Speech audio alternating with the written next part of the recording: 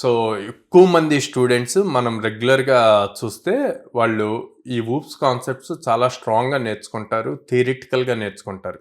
Okay, but inheritance, polymorphism, abstraction methods, చాలా concepts ఉంటాయి, encapsulation, okay. ఇట్లాగా. కానీ దాన్ని ఎక్కడ అప్లై చేయాలి అన్నది వాళ్ళకి క్లారిటీ ఉండదు అనమాట. ఇంటర్వ్యూర్ ఎప్పుడైనా సరే మీకు డైరెక్ట్గా కోడింగ్ క్వశ్చన్తో స్టార్ట్ అవ్వదు.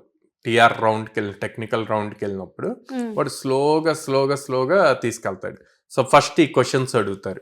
అడిగినప్పుడు చాలా కాన్ఫిడెంట్గా ఊప్స్ కాన్సెప్ట్స్ అన్ని చెప్తారు. ఓకే, చెప్పిన తర్వాత దాన్ని ఒక రియల్ టైమ్ ఎగ్జాంపుల్లో ఎక్స్ప్లెయిన్ చేయమన్నప్పుడు చాలా మంది చేయలేరండి.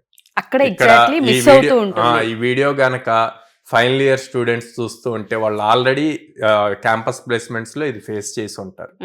ఎందుకు అంటే కంపెనీ వాళ్ళకి కావాల్సింది ఆ కాన్సెప్ట్స్ ని అప్లై చేసి అప్లికేషన్ ఎలా బిల్డ్ చేయాలి అని, అంతేగాని కాన్సెప్ట్ ని థియరిటికల్ గా చెప్పడం కాదు.